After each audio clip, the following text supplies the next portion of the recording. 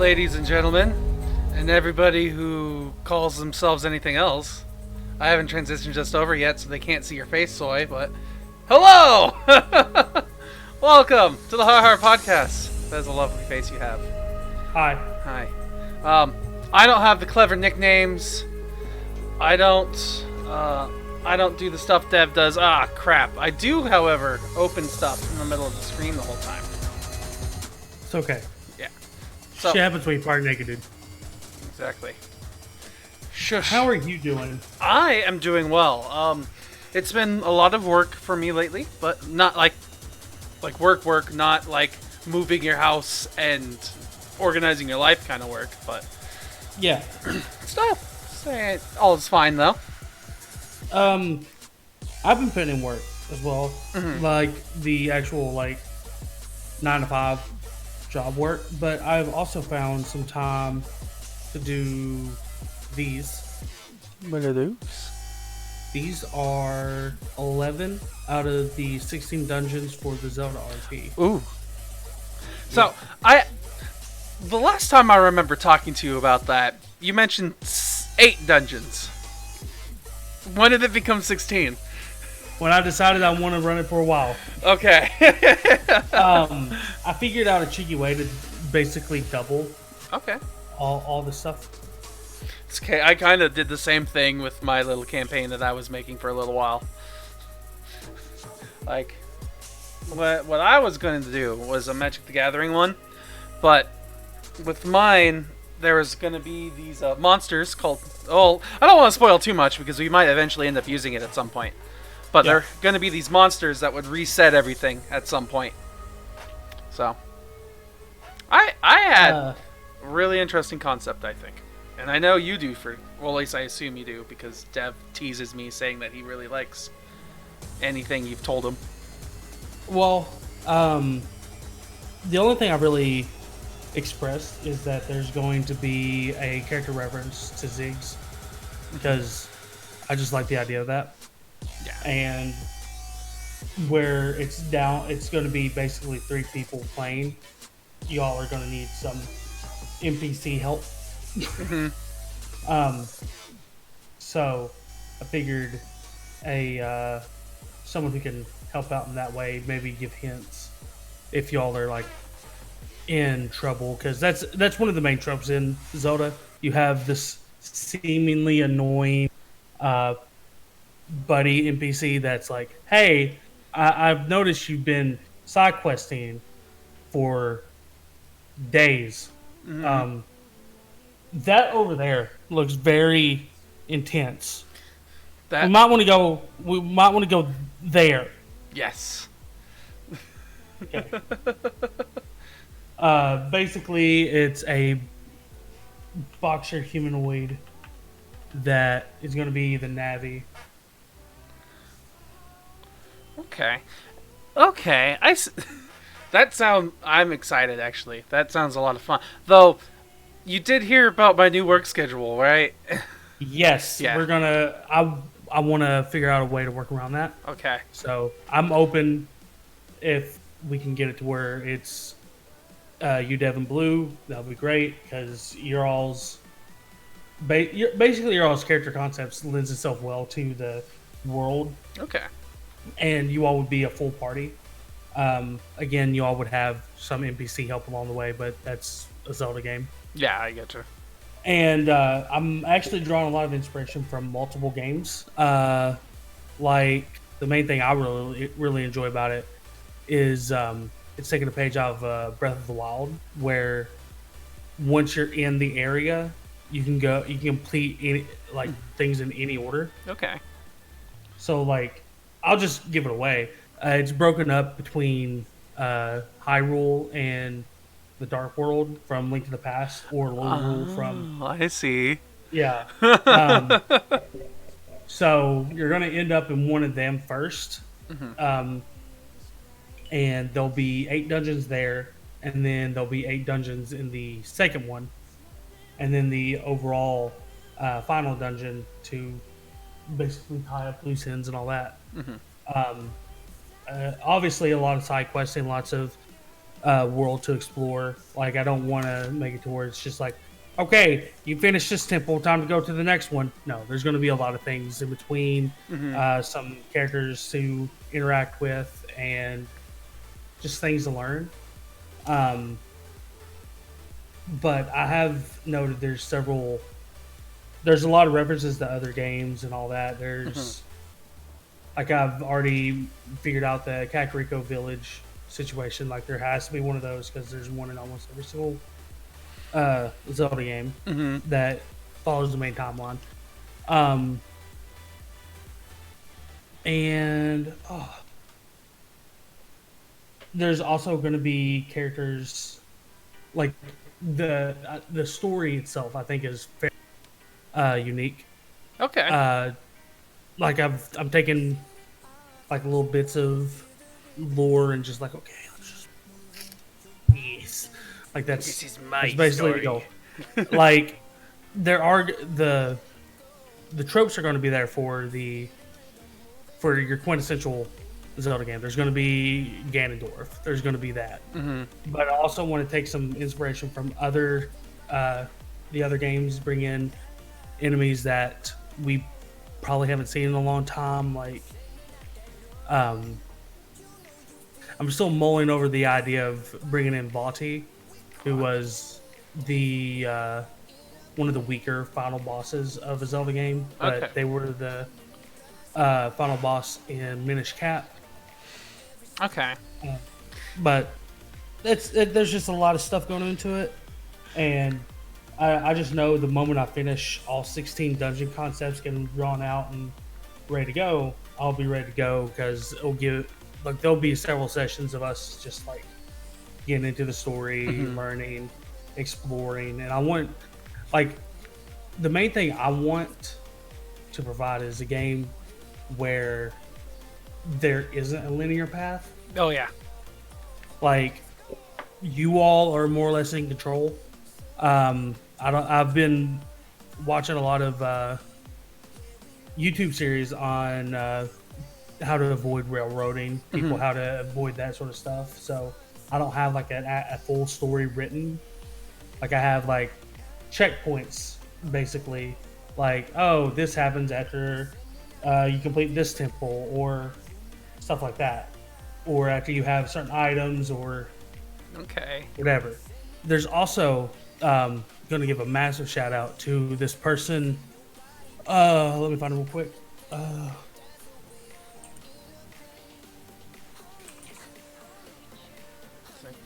Game Maker's Toolkit. Oh, okay, I've heard of that actually. He actually did a series called Boss Keys, which is his full in-depth analysis of the Legend of Zelda's dungeons and how their design has changed over time. But he provided basically a dungeon diagram of your progression through different dungeons, and that's really been literally, you can break down any Zelda dungeon into various keys and locks. Okay. Like a puzzle. There's always like a pressure plate one. There's always So it's like you have your puzzles, which are your puzzle locks, and then the solutions are the keys that allow you to progress further. Then there's obviously your small keys going into small blocks, your boss keys going into the boss blocks. Then there's your item keys, which are basically the item in the dungeon. So like the bow and arrow and the forest temple, that acts as a key that allows you to progress further. Okay. So just running on that concept has helped me. It's really helped me get the 11 that I'm at. And I think I've made. I don't think there's any of them that overlap as far as like their concept, as far as like how you solve them or anything like that. Like I obviously have to get the motif down as far as like what they look like and everything.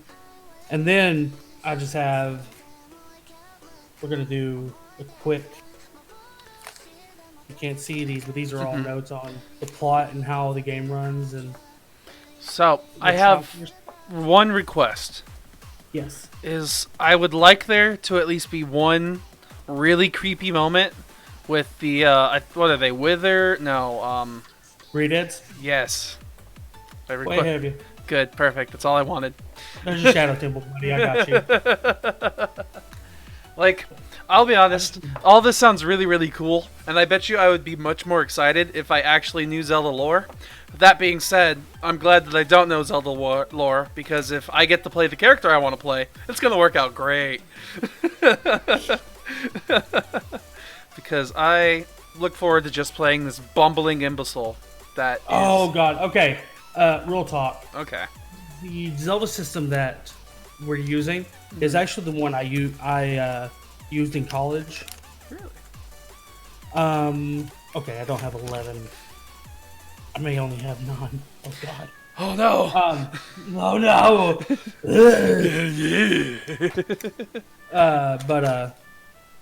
Okay, that's the first one I made.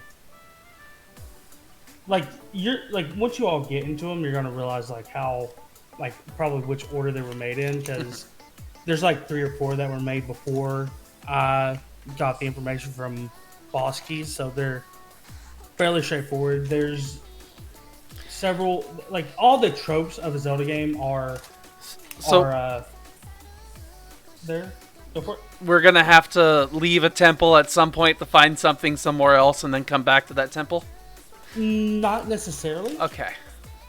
That is a possibility, because there's multiple ways to get through the temples. Okay. But I don't think there's not that many item keys, as far as, like, oh, you have to have the bow and arrow here specifically, but it's not in this temple. It's not a traditional Zelda game in that case. Well, or... it's it works like how A Link Between Worlds works, to where you may need a specific item to get through, but there's other paths to be able to get through. Like, I've made it to where you can literally complete any dungeon first. Okay. In the first area. And then the second area, it assumes you have all the items from the previous world, which, if for whatever reason you all try to make it through without getting all the items, like, I have things in place to be like, oh, it looks like shit's not working. You are missing something. You need to find it. And then that's where Zygmunt or Siegfried will come in and be like, yo, I think y'all are missing something over there. I was about to say, can you make him the Bloodhound, where he does, like, the perfect pose and he freezes as he's pointing? Yes, I'm wanting him to be fully clad in armor, because he's going to be humanoid basically, but he's still going to have, like, the pointer in him. He's going to be like, I think you're missing something over there. It's going to be great. I do look forward to that. But what we're talking about before, the system. We actually had a gag Zelda RP, and it went fairly weird. There were 4 characters.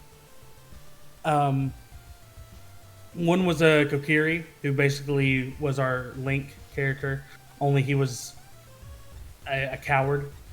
Okay. We had a... get out of the way! Oh, sorry, something on the screen. Oh. Then there were 2 Gorons. I was one of them. Okay. My character's name was Conan. And then we had another person who made... Basically, we were blood brothers as Gorons. Okay. And he revealed his name first, which made me come up with my name. He revealed himself as Jay Leno, and he had a massive rock on his chin to make it a bigger chin. And our... oh, God. No, it gets so much better. Oh, God. So I was like, really? Your name's Jay Leno? Fine. I'm Conan O'Brien. And I had a rock on my head. Just sing it there. Oh, God damn it. And Jay Leno, Oh God, he was just there to have fun, and I appreciate him so much. We had another character who I can't remember. They were shoehorned in a lot, but they ended up being the hero of power, and they got the Triforce of Power, and the coward got the Triforce of Courage. Riddle me that shit. And Conan O'Brien got the Triforce of Wisdom because I was the only one that was solving the puzzles, and it was just like it was a matter of fact sort of thing. We would just bumble around in a room for like 15 minutes, and then Conan would just like walk up, solve puzzle, and just continue walking. He's just like, "You guys are terrible. What are you doing?" But one of my favorite parts is that Jay Leno didn't care. He ended up getting the hook shot things that you get in Twilight Princess that lets you Spider-Man around. Mm-hmm. And then a great fairy bestowed upon him basically a bag of holding for his chin. And the great fairies would continually make it larger until he had a mansion in his chin that we would retreat into whenever we needed to. And there was just a lot of nonsensical things that made the game so much fun. Yeah, and that's crazy. the system really allows for it. Like, so long as the DM knows how to handle it, you can more or less do anything. So, like, it's not going to be 100% serious. There's some freaky, scary stuff in the game, obviously, because there are dark portions of The Legend of Zelda, like the Shadow Temple and other things like that I want to try to capture without like full visuals. Like, I'll have the maps and I'll have audio that will be played when we enter places and while we're in places. So I think once I want to count real quick.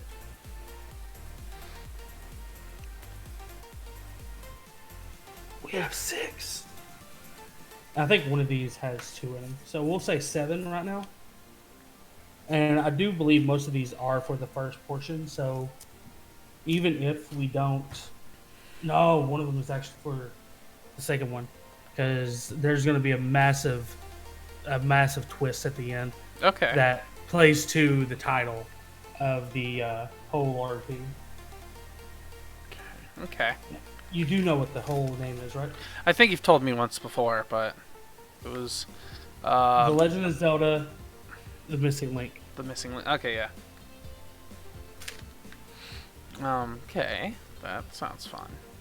Yeah. So, I've also made the water temple already, and it's not a massive thing of cancer, so you're welcome. Yeah, thank you. That's the biggest complaint, water temples. I mean, yeah. Are you prepared for possibly things to break all the time? Because I feel like that's something my character just might have happen. Yeah. Okay.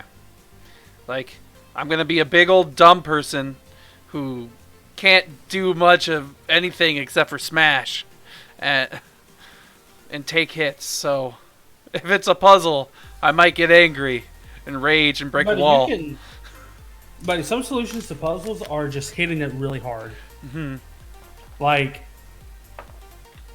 There's ways to get around it.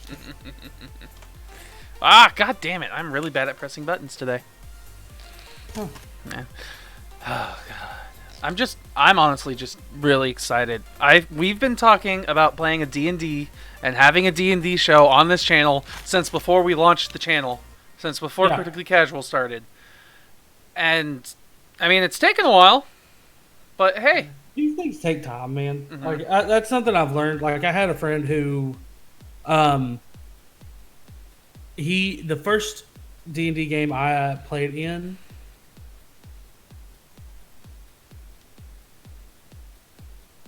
Did you guys get to going live notifications? I just had a text message. Like, I had a friend in college. He was like 3 or 4 years older than me. I want to say. Actually, he may only be 2 years older than me. But he's the main person that got me into D&D, gave me the first one shot I ever played in. Mm-hmm. And he actually invited me to this large scale game that he had been working on for a while. And apparently it was something he had been working on since his sophomore year of high school. getting all the story together and how he wanted it to run, and eventually it just got to the point where he just told 12 of his friends, "Hey, be in this this university building at this time. Bring a character sheet and a concept, and we're gonna have a wild 12 hours." And we just played, and then everyone at the end is like, "So is this supposed to be a one shot? Because I'm really attached to my character now, and I really don't want to end." And he's like, "I thought you would say that. I'm prepared to run this game for the next 3 years." I'm like, Dude. How often are you talking? But he's like, "It will be once a month." I'm like, "Okay, that's a lot more. Yeah, that's good." And that's where my first favorite D&D character came from. Obviously, I played a barbarian who liked to break stuff. You have a cat trying to escape. No. I'm about to open the door. That way they can go downstairs and play with Mom. She wants cover. Oh. Yeah. It's a day. One of those days. Dahlia! Oh, I'm getting a call real fast. Sorry. Okay. Keep talking so I entertain the masses. I'm gonna deafen up here for a second. Hey, Dahlia, come here. We got to entertain. Come on. Hello. Come on.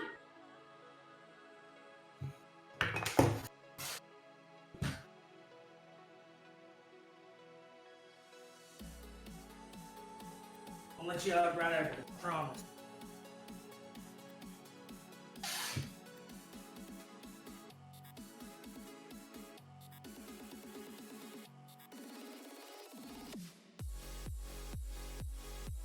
Oh God, my headphones. My headphones. Hold on to that, Dahlia. Thank you.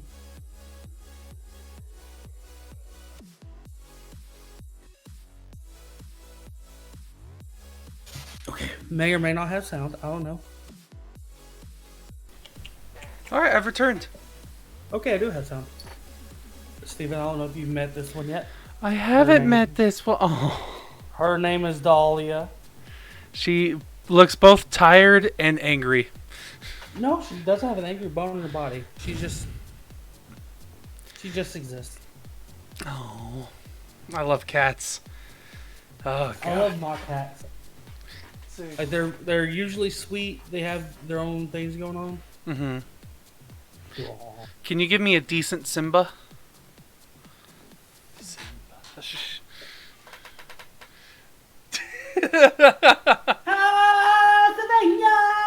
All right, perfect. Now we have a thumbnail. Okay. Oh my God, her reaction, just like, oh. It was pretty good. Dahlia, you've done this entirely too many times, haven't you? Okay, I'm going to let them out. So Okay. Go. Be right back. Absolutely. You do what you need to do. Because now it's my turn to entertain the masses. Unfortunately, I don't have a really cute cat to entertain the masses with. Oh, look at your kitty. As long as he treats it kindly, then we don't have to start calling in animal protection services and PETA and... Oh, look at that kitty. Please don't throw it on stream like other streamers. Oh, that's so cute. It is a kitty stream. It is definitely a kitty stream. I love kitty streams. Why won't my kitties join? And it's because they want to be downstairs in the not as hot upstairs. It's hot in my house, but that's fine. When Soy gets back, I want to ask him... I'm going to start talking character designs and stuff things. Like, not specifically about this, just in general. Because you out there, Dragon, I know you criticized me about my recent character designs. Soy. Yeah. So, do you have any recent character designs that you like playing? Or that you thought of as a concept to play as recently that you just haven't? Honestly, I have a character concept that I made a while back for my friend's Sorry. Kingmaker. I'm being RP? asked if I have cookies real fast. Yes, I have cookies. Oh. Okay.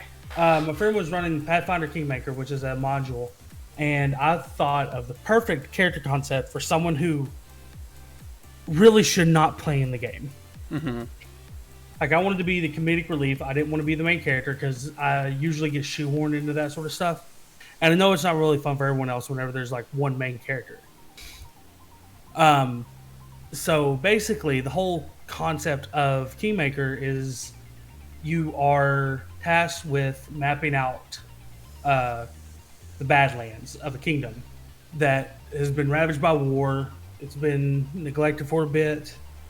And there's like bandits, there's gangs, there's thieves and everything in there. Monsters, dungeons, all that. Okay. So the whole concept is you got to map it out. Well, I was told about all the other character concepts. And basically, there were like, my friend didn't have any way to shoehorn in the whole, you got to make a map. And there wasn't anyone that would be all gung ho about, hey, I want to make a map. Mm-hmm. Hi, Kitty. They Yeah, can't Willow see came it, back. but Yeah, Willow. Okay. So I had this character who was from the Bard's College, and he had to finish his thesis. His thesis was going to be making the map for the kingdom and the king and all that. Well, he has literally lived his entire life in the city. He has no adventuring experience. He knows how to play several instruments, and he's a fairly good singer. So his whole concept was like he is woefully unprepared, but he's not going to give up. Mm-hmm. That's one of the things. He gets himself into dumb situations because he just doesn't understand that this is how the world is. He can't just go off willy-nilly and then figure it out as he goes, because there's people out there that are a lot more powerful than him that can murder him very easily. And we only got to play like 4 or 5 sessions, but every single one of those, like, I played my character to a T. Mm-hmm. I basically told the DM the character, he loved the idea, had the voice, had all the tropes that he was, all the archetypes and everything ready to go. Like, and there was a point when we were playing that one of my other friends who was playing someone got so mad because he said I wasn't playing my character right. I'm like, you're telling me how to play the character I made? Yeah. Yeah. And the DM's like, actually, no. He's explained to me his character concept, and his character concept is perfect. And he's been playing it perfectly. And he described it in the best way. He's like, Chauncey isn't an idiot. He's not dumb. He's fairly smart. He's just not wise. He's woefully ill-prepared. But he's willing to rise to the occasion. He's willing to put his best foot forward and try. The first instance being that the camp that they were in was being raided, and they basically told Chauncey to protect the owners of the camp and to not let anything happen to him, and they locked him in the house with them. Okay. So he's basically out of combat the entire time. And the first thing that happens after they've defeated everybody, Chauncey is waiting by the door. Someone like opens the door, doesn't see anybody, and then he walks in and gets hit with a ladle. God. Because a ladle was the only thing that resembled any sort of weapon that he could find. He had a cooking pot on his head. All of his armor was incredibly improvised in the first session because we were given 300 gold to buy all of our items, and he bought one item. Masterwork chimes. Okay, yeah. So, just to get the idea of this, he has this incredibly ornate case that holds 8 chimes, and he actually has to assemble them in combat before he can use them. But the way I got around it to allow him to use his bard stuff while he was setting it up was that he also has oratory. So he's able to like hum and all that, and he uses that in order to get his bard stuff in, like inspire and all that. So he's not completely useless. He's just not useful. Okay, He has no weapons. whatsoever, but he does but he does know how to use them. Like, he's very proficient in aiming, but that's only because he's only ever shot at a target. So, like, in the heat of combat, he's very bad.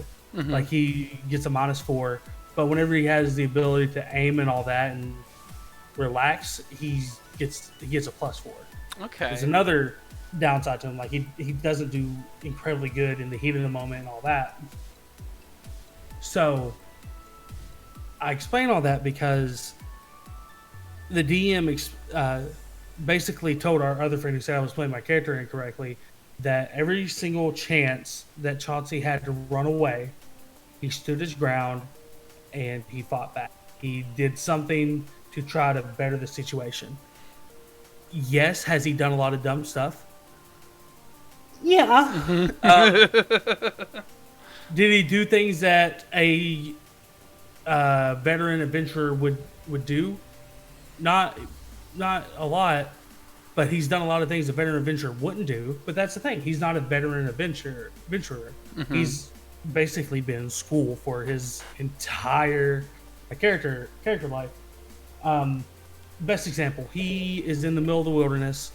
He hasn't had music in a while. He loves music, and he just hears the most beautiful singing in this swampy area. What do you think he does? Just goes right towards it. Yep, goes right towards it, starts singing along. Turns out it was the first big bad encounter. Oh, God. They subdue him, and the first big thing that the rest of the party has to do is, where's Chauncey? Why is our little bard dude not here? We need that guy. He has the map. he has the whole reason we're here. So they wade through the forest, and they come upon Chauncey hogtied to a chair, and he has this massively ornate deer antler headpiece on, and there's a massive fire. There's random people dancing around him in the fire, and I'm fairly quick on the uptake. I understand what's happening, and in character, Chauncey looks around, sees his friends as they come in. He's like, in some cultures, I would be their god. And two of the people in the party just look at him. He's like, yeah, that's fair. That you would be a god. And then he gets kicked in the back, thrown into the fire, and his headpiece catches fire. And he's just really good at being comedic relief because he's done several things. Another one. Oh, They're back at the. I'm sorry. There's just so many good stories with Chauncey. You open this bag of worms. I miss Chauncey. No, I get you. It's been forever.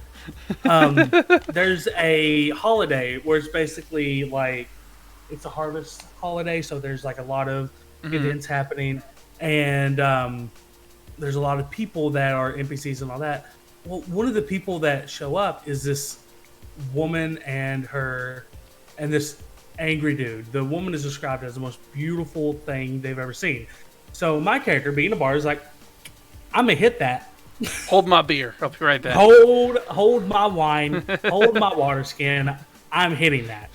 So he plays the long game of just supporting her through all the things in the festival. He's not winning things for her. He's helping her accomplish these things on her own. And it comes down to it, and he gets incredibly drunk, and he makes an offhanded comment, and this dude who's just been pissed off the entire time walks up and is like, did you just say that about my girl? And you kind of find out this big, hideous, ugly dude is this woman's man. And Chauncey said, I'll have you know, yes. And he wants to fight for honor.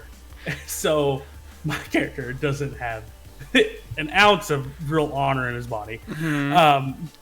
Again, bard.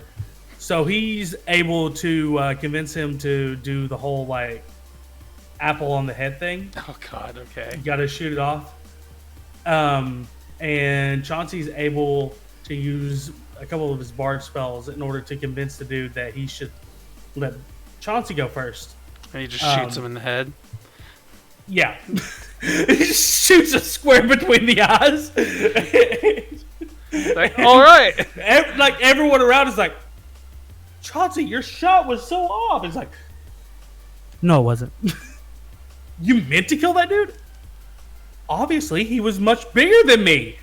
Of course I'm going to hit him first, and of course I'm going to kill him. What do you want from me? This is the Wilds. We are the law. We are the law around here. And then he slept with the dude's wife. Sounds like my kind of bard. Oh, God, I love Chauncey so much. He runs under the whole concept of the quintessential bard like solo quest is trying to flirt with someone and them being like royalty or some shit, so you get tossed in a dungeon and you have to figure out how you're going to get out, and then literally just seducing everything until you're out of the whatever bad thing you're in. Like fucking got me into this situation, by God, fucking's going to get me out. Like that's another concept that Chauncey like embodies fully, and I love it. I like it. I like Chauncey. Yeah. You were telling us that you were going to use Chauncey with Toby's campaign. Yes, I will use Chauncey for any campaign, just because he adds just the right amount of spice. Mm-hmm. Like he has things to offer. He's very weird in how he provides it, but he is a good character to have around. Mm-hmm. A, for driving story, and B, for comedic relief, and C, I can give you a +1 to stuff. Like, there's a lot to unpack there, and I feel like that sort of character is really good to have around, you know? Mm-hmm. Absolutely. That's fun. Like, D&D and character making is part of my favorite part. Like, part of my whole... I love D&D. I love making characters. Often in my free time, I just make random characters. Like, I'm pretty sure I have 4 or 5 different character sheets just saved onto my computer. None of them are for your show yet, but I know exactly what character I wanted to make, so... I've like the most recent one that I made, the one like I told Dragon about this, Just Want a Dragon. She didn't like it. Well, she thought it was silly, but I in the realm of Eberron, there is a race called the Kalishtar, I believe it is. Yes. And they have a spirit that's bound within them from their ancestors. So essentially, it's like they have a voice in their head telling them what to do. Like, it's not direct communication, like, you do this, you do that. It's kind of like gut feelings and, like, mood swings and stuff like that. So that got me thinking, what happens if this character that already has a second voice in his head is a Hexblade Warlock, where he gets a sentient weapon that talks to him, so he has, like, 2 different voices talking in his head, and it's him trying to sort out all the voices in his head as he's going through and adventuring. That's terrifying. I love it. I love it. I thought it was amazing. Yeah. Dragon's biggest complaint was that she thought my charisma was too high for the backstory, because the backstory I chose was a hermit, and one of the quirks was doesn't understand social interactions, but has a +3 to charisma, which I chose that only because you have to have a high charisma to be an effective warlock. But the thing is, he could just be cute. That's exactly what my thought was. Like, yeah, like I may not know how to speak, but I know how to sound and look cute. I know how to moisturize, damn it. Yeah, exactly. So, and the only her biggest thing was like there was a +5 to deception and stuff like that, and it was like, well, of course, you have multiple voices in your head. You have to be good at lying, right? Yeah. So, it's just I really enjoy making characters. That's actually one of the things I love as well. Back when most of my roleplay was done in text-based, just like writing. Are you familiar with that? Oh, yeah. At all? Yeah. So, God, it's about to get very, very wavy in here. Did you ever use the website Chatango? Oh, no, I always use Gaia. I did Gaia for a little bit. And for the longest time, I was a very bad weeb, and I roleplayed in a Naruto setting. and I had so many character concepts. Like the way we did it is there were different seasons. So if um, like we would have a season where there would be a full like plot, like a plot would be fully like encompassed, Yeah. and you would have a designated ending. You would have all that stuff, and then um, there would be like a time skip. There'd be an epilogue. Everyone would write about what happened to their characters and what they did and all that. And then there was a large time skip, and you would make new characters. Well, I came at the very beginning of one, and I was actually I was fortunate enough to work my way up through like the moderation staff to where I was running the village on my own, and basically I figured out that I hated my character. I hated this concept. His whole concept was that he had the biggest ego ever. He was better than everyone. He treated everyone like garbage, and his whole aesthetic was basically it was Ezio from Assassin's Creed. So his whole thing is like he had hidden blades, and he was a legitimate assassin. Well, the first big plot thing comes in. There's someone attacking the village that my character lives in, and he's a big old hotshot. So he's like, "Hey, I'm gonna stop this dude because I'm the best, and I somehow have one of the legendary swords from Mist. I don't know how I got that, but I got it, and I'm in this dude." And my character gets completely shit on because he's a Genin, and the other dude is like Tachi, basically he's S ranked, murder everything. The enemy's entire thing is that he has complete and total molecular control of his body. So he has like different tools hidden inside of his body that can like go around and everything. And he, like, are you familiar with Bleach at all? A little bit, not too much though.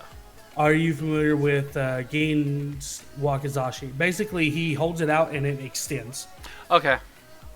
So my character gets hit with that shit, right in the chest, dead, launched, gone. So basically, my character got to serve as a, hey, you're not invincible. Your characters could die. Like, he was the one that's like, yo, listen here, Half Pint, shit's about to get fucking real. Your character can die. Like, we're not going to God mod it and make it to where your character doesn't have the possibility of survival, but there's a chance they could die. So I rolled up a whole new character. Basically, he did the Killer Bee like swords dance bullshit. He got the Wakizashi from the dude who killed my original character. The character concept I thought was cute and adorable because my character was actually the correct age. So he was like 12, 11, the general area. His main thing is that he idolized his brother, who was my first character. Like because of that, he had like a lot of self-conscious issues, like self-confidence issues, a lot of anxiety in that he never measured up to his brother when in fact he was actually the stronger one of the two. Always was. Okay. So he had to overcome the whole like I'm not as good as overcome the whole mentally I'm not as good as my brother, I will never be, but I now have his mission and I'm going to complete it for him. So over the course of completing his brother's mission, which hilariously was to catalog all the Jin Cherokee, so all the Tailed Beast hosts.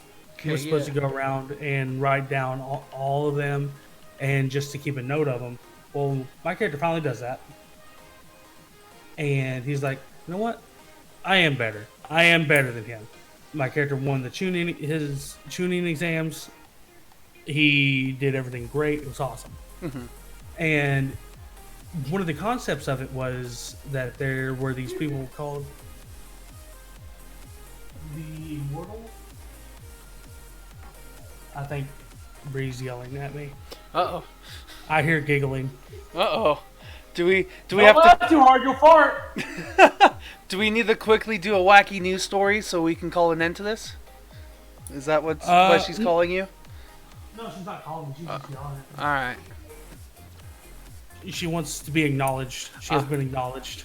She has been acknowledged. Okay. She's still laughing. Anyway,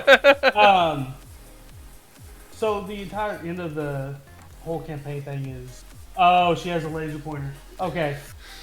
Oh, I see her in the shadows now. Yeah. The stream can't, but I can.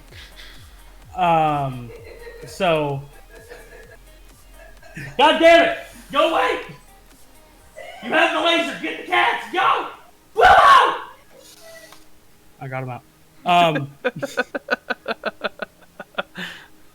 Basically, the end of it was all these immortals were like, we got to find the next generation of immortals, and like 9 characters were chosen. They became the new Gen Cherokee, and done. That was the end of the story. Okay. My character basically had to overcome the whole brother being overshadowed by his brother, but not really concept. Like it was all a whole like internal conflict.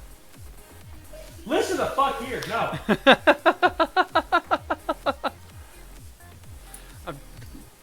But I say all that because this was like a year and a half of my life just doing text-based roleplay. Mm-hmm. And in that time, I made, I think... Dahlia's back. I made like 6 different character concepts for the next season, even though it never happened. Yeah. Like I had a character concept where it was the foretold host, and it was actually a set of twins, and each had half sealed away, and their entire concept was that they made monkey puns and all that because they had Son Goku like sealed inside of them. Baby, can you please? Baby, please. I'm trying to get the fat one. The fat one's not moving anywhere. You take the skinny one. I'll keep the fat one. Hello there.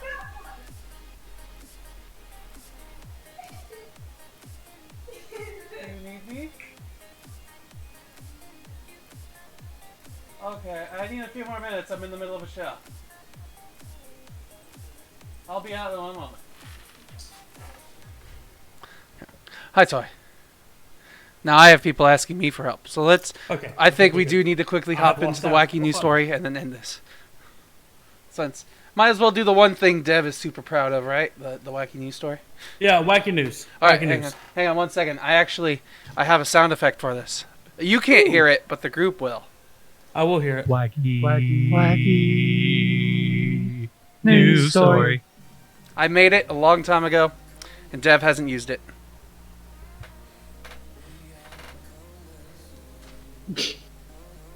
That is perfect. But yes, hi. Much better than Dev's. So much better. I like it, but he doesn't like it, so he's not using He it. can get the fuck over himself. He's not here. Exactly, so I have the power. He can't stop us. Okay.